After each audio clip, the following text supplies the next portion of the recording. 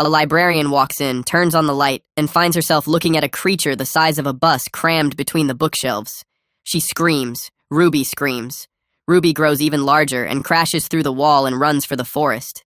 Her hand starts to glow. The light spreads through her whole body and pulses outward in an explosion of light. Something happens underwater. Then she surfaces on dry land without fully knowing how she got there. She presses the wrong button. The cannon fires directly into Connor's face, coating him in confetti. He stumbles backward and goes over the railing of the school fence and falls into the sea below. Ruby is a teenager living in Oceanside with her family. She seems like a fairly regular girl, a bit anxious, very smart, passionate about the ocean, better at maths than at talking to people she likes. Every morning she gets ready for school and checks herself in the mirror, making sure her gills are hidden under the collar of her shirt. That is the one detail that is not regular. She has gills. Her skin has a faint, bluish tint. Her family is not from here in the way that other families are from here. When anyone asks why they look a little different, the agreed family answer is that they are from Canada. Her mother, Agatha, has 2 rules that she enforces above everything else. Ruby cannot go to the sea, and Ruby cannot get rained on. These are not suggestions. They are non-negotiable facts of Ruby's life, which is painful for Ruby because she is genuinely in love with the ocean. She researches it, dreams about it, presents school projects about marine life with a depth of knowledge that surprises her teachers. But she lives 2 rules away from the thing she loves most. On her way to school one morning, Captain Gordon, a local man who runs tourist boat trips and considers himself a serious monster hunter, stops her and asks about the color of her skin. Ruby tells him she is from abroad and keeps walking. At school, she is already dealing with something harder than Gordon. Her friends have let her know that they are going to the end-of-year dance. The dance is on a boat. Boats are on the sea.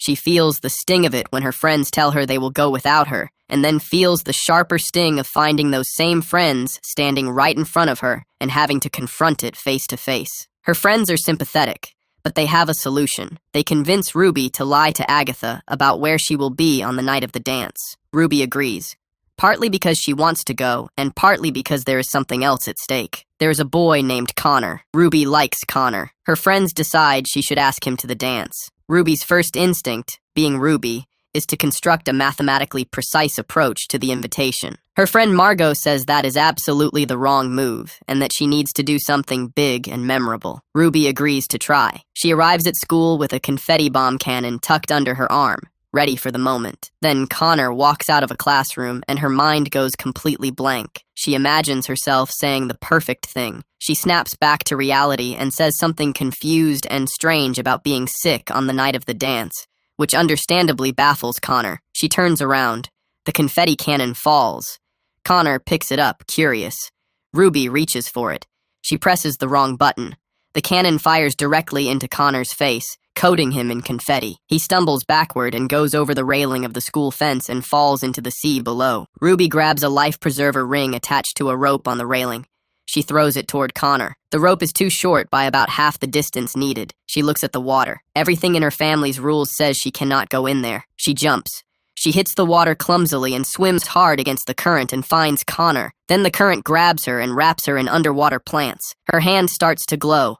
The light spreads through her whole body and pulses outward in an explosion of light. Something happens underwater. Then she surfaces on dry land without fully knowing how she got there. Connor is already safe, explaining to the gathering crowd that he was rescued by Chelsea, the new girl at school, red-haired and immediately captivating to everyone she meets. Chelsea is charming and confident and apparently very good at ocean rescues. Ruby notices her hands are still glowing faintly. She tries to cover them. Chelsea notices immediately. Ruby's vision starts to blur at the edges. She runs. She makes it to the school library and locks herself inside. She reaches for her phone to call her mother. She accidentally calls Connor instead and hangs up immediately. She puts the phone down. Then her legs start growing. Then her hands. Her whole body begins to expand at a pace she cannot control. She is getting enormous. A librarian walks in, turns on the light, and finds herself looking at a creature the size of a bus crammed between the bookshelves. She screams. Ruby screams. Ruby grows even larger and crashes through the wall and runs for the forest. Meanwhile, Agatha is at a house showing for a client. She senses something is wrong. She excuses herself, runs to her car, and pulls away quickly. On the road, she runs directly over something. It turns out to be her brother Brill, who has arrived from the ocean to visit and is struggling badly with the experience of gravity on land, walking in a way that looks alarming. They get him into the car and keep driving. Ruby, enormous and uncontrollable, hides near the road when she hears the vehicles approaching. The car stops anyway. She tries to duck behind the lighthouse. Agatha finds her in seconds. Agatha approaches her giant daughter calmly and starts talking. She tells a story from when she was a child. Her voice is slow and steady. As she talks, Ruby's enormous body begins to shrink. The panic leaves her. She returns to her normal size. They hold each other. Then Brill appears right beside them, which startles Ruby all over again. Back at the house, Brill meets the rest of the family. In Ruby's room, Agatha finally explains what has been happening. When Ruby comes into contact with water, she transforms into a Kraken. Not just any Kraken, a Kraken of significant power. Agatha shows her own hands glowing to show Ruby that she has the same ability. This is who they are. Ruby has spent her whole life thinking her family was hiding from sea monsters. She did not know that her family was the sea monsters. She feels the full weight of that deception. The next day at school, everyone is talking about the massive creature that destroyed part of the library. A video has already circulated. Ruby tries to absorb the fact that her entire social life is now shaped around a secret that the whole school is watching footage of. She overhears Brill telling Agatha that she should contact Ruby's grandmother, the Kraken Queen. Agatha refuses. She does not get along with her mother and has not spoken to her in years. Ruby files this information away. There are still things nobody is telling her. She finds Brill on the street being chased by a flock of seagulls. She rescues him with a strategic sausage distraction and asks him directly who sent him to the surface. Brill tries to avoid answering and then admits it was Grandma Gillman, and that Grandma Gillman is at the bottom of the ocean right now. Ruby thanks him with a hug, distracts the gulls with another sausage, and slips away into the water before he can stop her. Underwater, her body begins to glow the same way it did before, and she transforms. The ocean opens around her, and she moves through it freely for the first time in her life. She is enormous and strong, and the water holds her exactly right. Brill appears, and decides to take her to their grandmother, rather than fight the current of what is already happening. As they travel through the sea, Ruby becomes distracted by whales and jellyfish, turning to look at everything with the wonder of someone seeing the world through a new pair of eyes. Gordon, on the surface above, spots the glow through the water and marks the location. Ruby does not notice him. They pass through a current and arrive at the Kraken Kingdom. It is vast and bizarre and beautiful, lit by bioluminescence and structured in ways that make no sense to anything built on land. A tunnel opens when Brill and Ruby approach. They move through a corridor and enter what can only be described as a palace. And there is Grandma Gillman, the queen of the Krakens, ruler of the seven seas, instantly delighted to meet her granddaughter, and instantly furious that Agatha kept them apart for 15 years. She introduces Ruby to the Kraken people, who immediately call her princess. The queen announces that the successor to the throne has returned. Ruby panics. She was not expecting a throne. She came to learn things, not to be crowned. She listens as the queen explains what the Krakens are responsible for protecting the ocean from. Creatures like the Leviathan, the Umabozu, and the most dangerous of all, the Siren. The queen also tells her about a battle long ago. A mermaid queen named Nerissa had found the trident of Oceanus, a weapon powerful enough to defeat any creature in the sea. In an extraordinary fight, Agatha had stolen the trident from Nerissa and forced her to flee. Agatha had hidden the trident somewhere in the ocean and then left the kingdom entirely, choosing to raise her family on land. The queen demonstrates her laser eye power, which Ruby has too but cannot yet access on command. Ruby leaves the palace feeling both amazed and overwhelmed. On her way back through the dark water, she is caught in a steel cable. She looks up. Gordon is above her on the surface, operating a winch. He fires a spear that barely misses her. She concentrates and tries to use the laser, but nothing comes. Gordon throws bigger projectiles. Then someone catches one of them out of the air with bare hands and tosses it away. It is Chelsea. She is in the water in her natural form, a mermaid. She dives down, frees Ruby from the cable,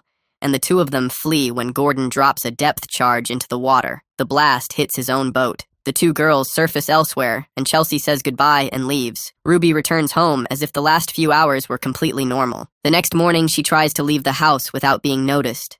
Her parents see her. Agatha smells salt water on her breath, but Ruby admits nothing. On the way to school, Ruby sees the destruction she caused in the town the night she transformed in the library.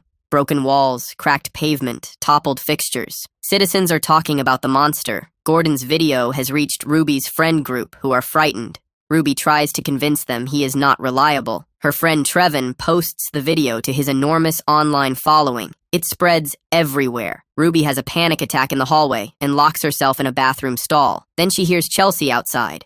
She comes out and admits everything to her new friend.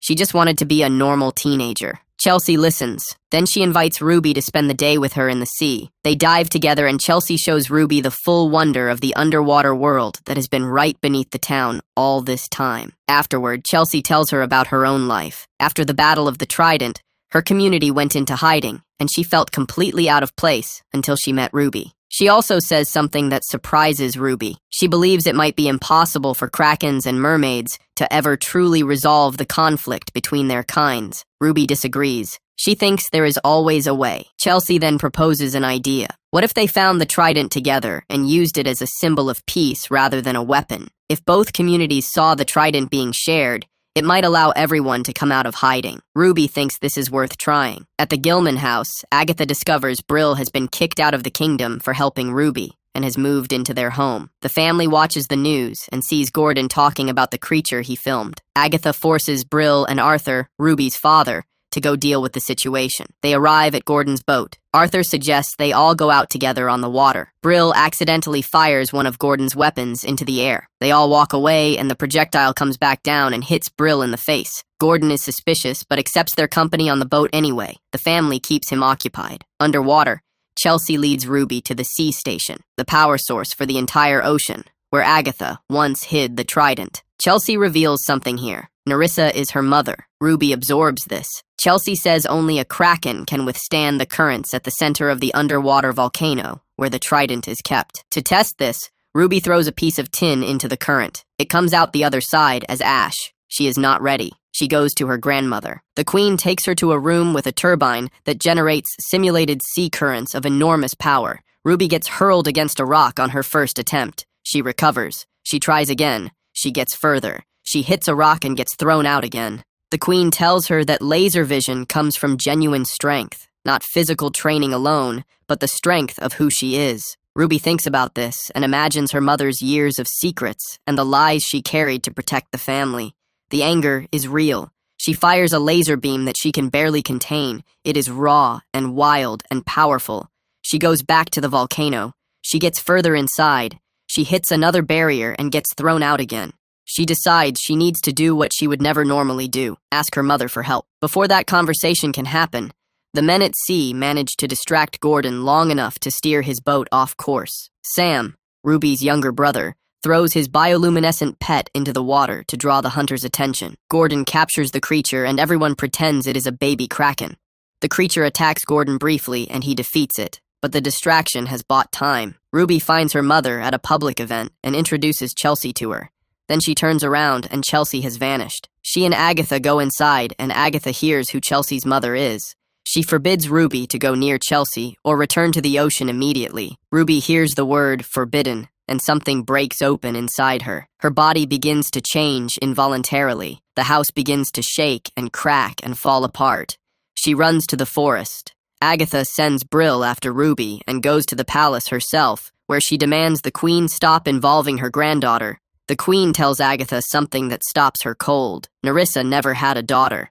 At the volcano, Ruby crosses the barrier. She reaches the center and finds the trident exactly where it was hidden. She picks it up. Chelsea appears. Chelsea looks at the trident in Ruby's hands and says she waited 15 years to get it back. She is going to destroy the Kraken kingdom. She is going to have her revenge. Then Chelsea transforms. She is not a young mermaid. She is not anyone's daughter. She is Nerissa herself, the mermaid queen, in disguise.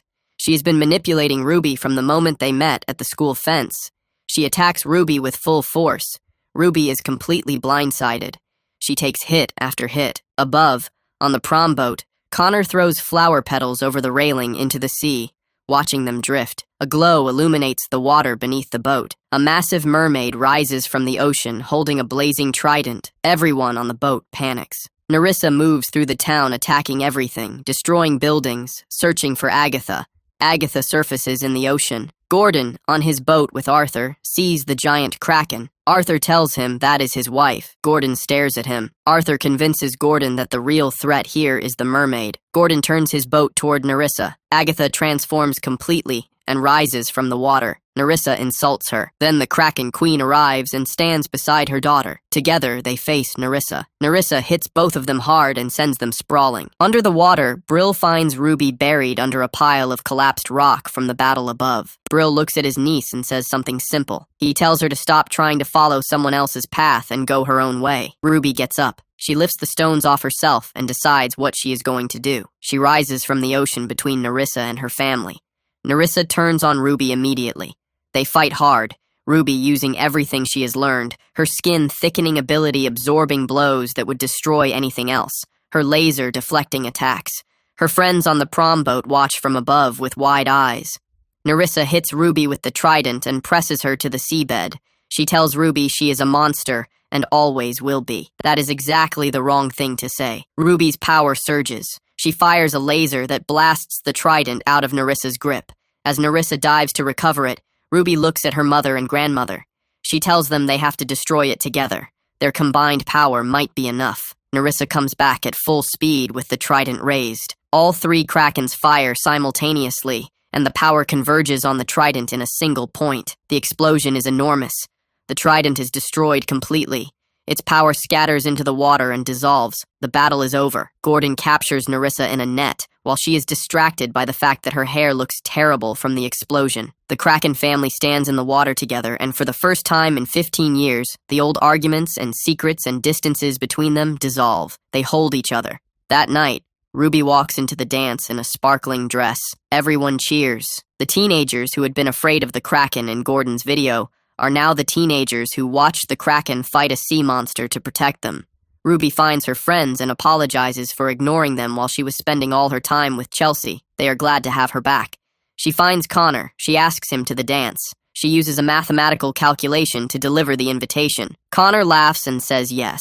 Gordon does a live stream where he apologizes to the Krakens for his years of hunting. Nerissa, sitting in her containment net nearby, is not listening. She's trying to fix her hair. A protector, someone the whole neighborhood can rely on. Sam at school uses his natural elasticity to become the undisputed champion of dodgeball, dodging every throw with ease. Then Ruby gets a message. There is an emergency at the Kraken Kingdom. An enormous, dangerous whale is heading directly toward it. She is needed now. She says goodbye to Connor, who watches her with a smile that suggests he is going to need to get comfortable with this kind of thing. She walks to the ocean's edge and steps in. The water rises around her, and she begins to glow. She grows.